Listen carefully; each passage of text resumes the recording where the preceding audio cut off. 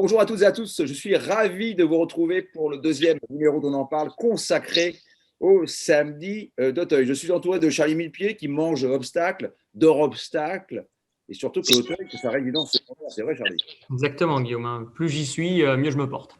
Bonjour. Maxime Bourrin, toujours très bien apprêté, bien coiffé. Alors on peut dire, Maxime, que Auteuil, c'est un théâtre à ciel ouvert avec des acteurs hors normes. Exactement, c'est exactement ça. J'aurais pas dit mieux. Bonjour Guillaume, bonjour à tous. Puis nous sommes heureux que Clément Lefebvre ait accepté notre invitation. Bonjour Clément. Bonjour à vous.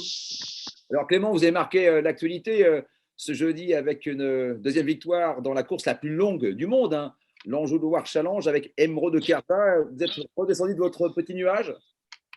Ouais, ça va, on est en pleine forme et on est prêt à attaquer ce week-end et Auteuil. Rapidement Clément, pour ceux qui nous écoutent, l'Anjou Loire Challenge, c'est vraiment une course mythique, hein. Oui, c'est vraiment quelque chose une course particulière, autant plus pour les passionnés de cross-country parce que c'est vraiment une discipline à part. Et moi qui est passionné de cette discipline depuis tout jeune, c'est vrai que dès mon plus jeune âge, c'était un rêve et aujourd'hui, je réalise ce joli rêve. Et puis votre deuxième rêve, bien sûr, c'est de rencontrer Charlie Millepied et Max Bourrin. On en parle avec le sommaire, bien entendu. Alors, il y a la haie d'honneur avec un focus sur le temps fort de l'émission. Le juge de paix, c'est vous, Clément. On parlera de vos partants de ce samedi. Il y a Faites sauter la banque, où Max et Charlie ont retenu 2 courses et vont nous proposer leur ticket. Puis enfin, les héros d'Auteuil, les petits et les grands, avec une question autour de l'histoire de la butte Mortemart. On passe au temps fort de ce samedi.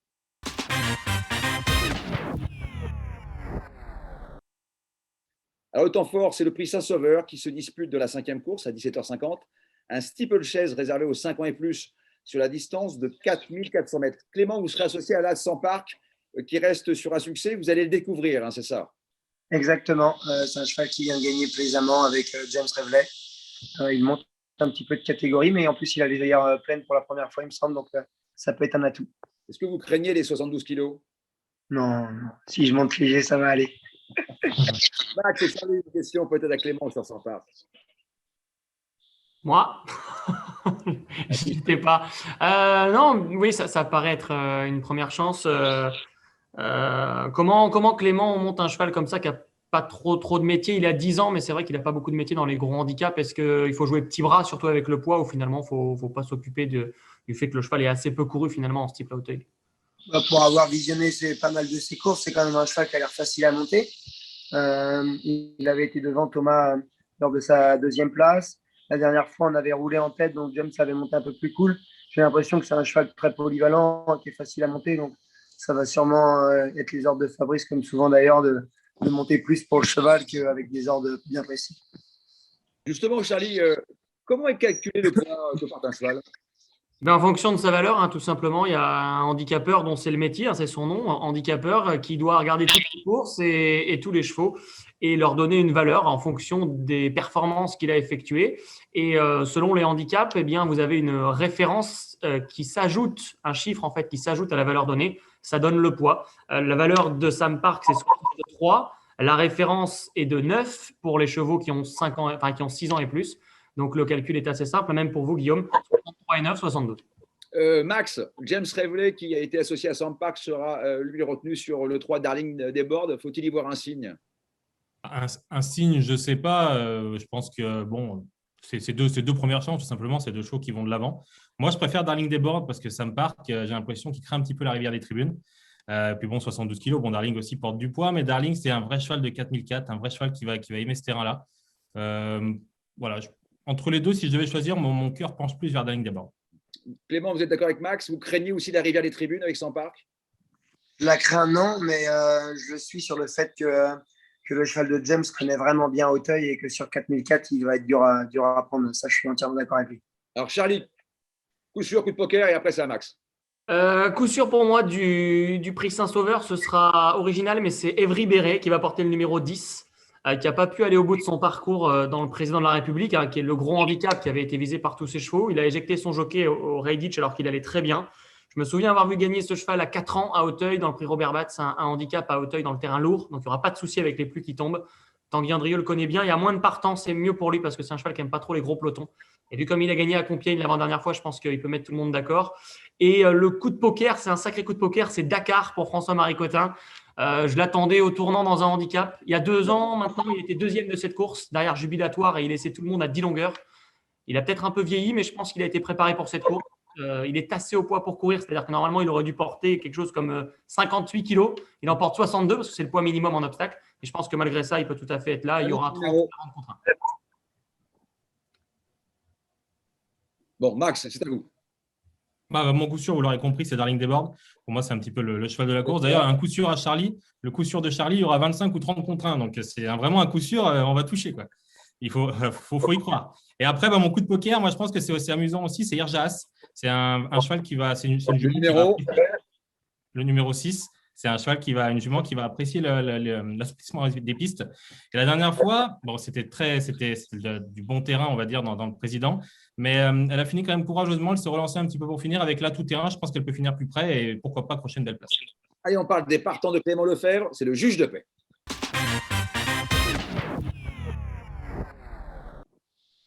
Clément, on commence par le 110, Gaieté de cœur. Quelles sont ses ambitions avec elle? C'est une pouliche qui a été quand même supplémentée pour participer à cette course. Ses 2 dernières performances sont plutôt bonnes à Compiègne, même si la dernière fois, voilà, elle m'a laissé un petit peu sur ma faim, j'étais assez confiant. Mais je pense qu'elle va avoir de bonnes aptitudes pour Auteuil. C'est peut-être pas une première chance, mais je pense quand même qu'elle a son mot à dire pour être au moins à 3, 4, 5 de cette course. Charlie, peut-elle regarder les garçons droit dans les yeux? Oui, c'est un lot assez homogène. Dans la première, ils ont tous à peu près une chance, mais je suis un peu comme Clément. J'ai l'impression que c'était très bien début avril, un peu moins bien ensuite. J'ai pas l'impression de pouvoir lui faire grande confiance à cette jument. Elle répète pas toujours ses valeurs. Les chevaux de Nicolas sont pas en grande forme en ce moment. Pour moi, ce sera un petit outsider. Clément, le 403 Golden Val a été auteur d'une très bonne rentrée. Exactement, et on revient sur la ligne de Sam Park qui était le gagnant de cette course. Le cheval est magnifique d'état, j'ai eu l'occasion de le retravailler, il est monté sur sa course. Ça reste une deuxième course après une longue absence, fameux syndrome qu'il faut se méfier. Mais le matin, il n'a pas l'air du tout marqué par cette rentrée. Au contraire, s'il est vraiment bien comme la dernière fois, je pense que c'est une première chance. Charlie, est-ce que c'est le chocolat Clément ce samedi, Golden Val? Et ça pourrait presque l'être. On est toujours un peu réticent avec un cheval qui a été écarté des pistes longtemps, mais si j'en crois les propos de Clément, il est vraiment très bien. Donc s'il est bien, vu qu'il adore le terrain lourd et l'opposition pas très relevée, ça peut se transformer en chocolat. On termine par le 604 Irayam qui portera les œillères pour la première fois. Ouais, c'est un petit cheval un peu caractériel. Les œillères vont l'aider. Maintenant, si la piste est très lourde, c'est un cheval qui n'a pas du tout les aptitudes. Donc voilà, il faudra regarder les premières courses. Et si c'est bon terrain, il a une carte à jouer pour les places. Mais bon, je pense qu'on connaît déjà la réponse pour le terrain. Et oui, ça se lance compliqué même avec les œillères. C'est vrai qu'il pleut beaucoup. On peut taper sur quel terrain, Charlie, ce samedi? Écoutez, ça va dépendre de ce qui va tomber d'ici le départ, mais je pense qu'on va être autour d'un 4-3, peut-être 4-4. Hein. Si vraiment il tombe de l'eau tous les jours comme c'est prévu, on va être sur du collant à lourd, hein, je pense.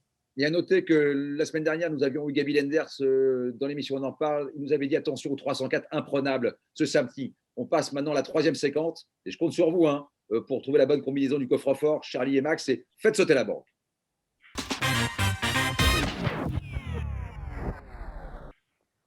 Max, honneur à vous. Vous avez retenu 2 courses avec Charlie. Chacun, vous disposez de 2 tickets. C'est à vous, Max. Dans la première, le prix Jasmin 2. Moi, je propose un trio en 4 chevaux avec, on va reprendre la ligne de la dernière fois où Gare Capstar gagnait, il gagnait tout seul. Et derrière, il y avait des chevaux comme Grand Gador, comme Grâce de Dieu, ou encore Good Work. Et moi, je vais reprendre ces 3 chevaux-là et je vais rajouter Giseria, la pensionnaire de Yannick Foin, qui sera munie d'œillères pour la première fois. J'ai trouvé que la dernière fois, elle dormait un petit peu derrière. Et je pense qu'elle sera avantagée par l'état de la piste, encore une fois, par l'assouplissement des pistes. Et les œillères, ça peut la mettre un petit peu de l'avant. Elle a quelques lignes sympas et je pense que ça peut être la belle cote à l'arrivée. Si jamais dans le trio, elle arrive à rentrer, ça peut être sympa. Ok. Charlie, je n'ai pas entendu les numéros, Max. Vous le faites exprès. 3, 4, 5, 11, pardon. 3, 4, 5, 11. Charlie. Je suis parti sur un couplet gagnant. J'assure un peu le coup avec Grand Gador, le 3, qui est normalement le cheval de la course. La dernière fois, il a fait tomber Nathalie en face. Il allait encore bien. Il aurait été au moins 2-3.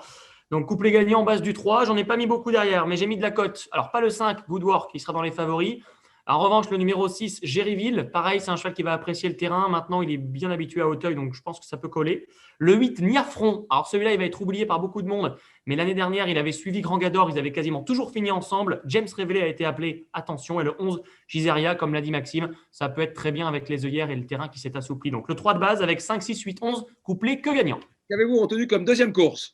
Eh bien, le prix Mirror avec Maxime, qui est l'une des belles courses, si ce n'est la belle course de la journée. C'est une course de listed sur les haies, c'est la 6e. Je crois que Lord Chart, le numéro 6, c'est le cheval de classe de la course. Donc, je le prends en base de Super 4. On le met en tête. Il faut trouver les 4 premiers dans l'ordre.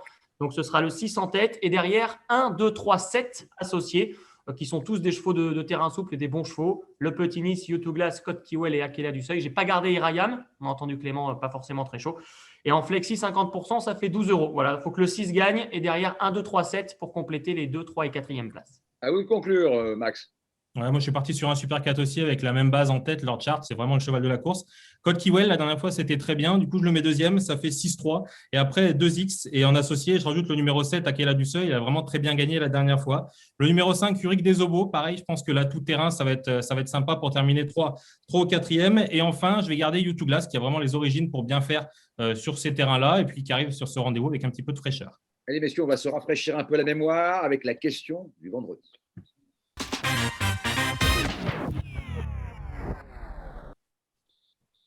Question importante. Il faut remonter le fil de l'histoire. En 1947, quel exploit incroyable a réalisé le cheval Le Paillon? En 1947. Et Clément, vous pourrez répondre aussi. Quel exploit incroyable a réalisé le cheval Le Paillon? On a droit à plusieurs propositions de réponse ou pas? Non, mais bon.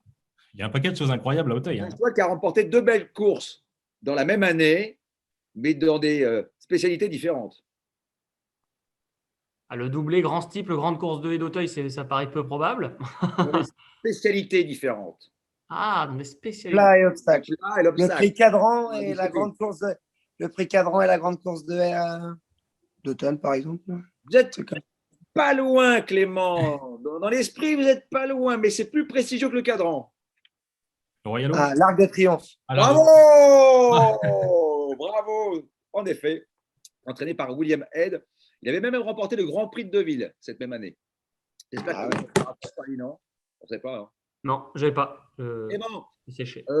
avant de faire peut-être la sieste, parce que la semaine dernière, vous avez vu sur la banquette arrière avec Gavi, 1 ou 2 chocolats pour le week-end du Grand Steeplechase d'Auteuil. Ben, 1 ou 2 chocolats.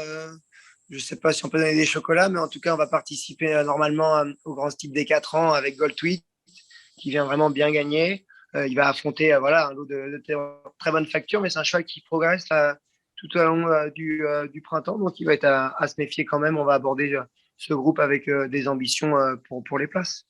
Et après, il va y avoir encore pas mal d'autres partants. Mais bon, Gabriel va décider quand même au dernier moment. En plus, comme on a eu beaucoup de chevaux malades, il prend vraiment son temps de vérifier que les chevaux sont bien revenus et court que ceux qui sont en forme. Ça se voit dans le dernier résultat. Donc, je ne peux pas encore me prononcer sur les chevaux sûrs de courir. Ok, merci beaucoup Clément, à très vite. Merci, à bientôt. Ou dans les temps Clément Buteur ou sur l'antenne d'Equidia. Merci. Merci à vous. Merci Max, on se retrouve vendredi prochain pour une émission Merci. spéciale week-end du Grand Steeplechase d'Auteuil. 2 émissions pour le prix d'une très bonne semaine et bonjour à tous.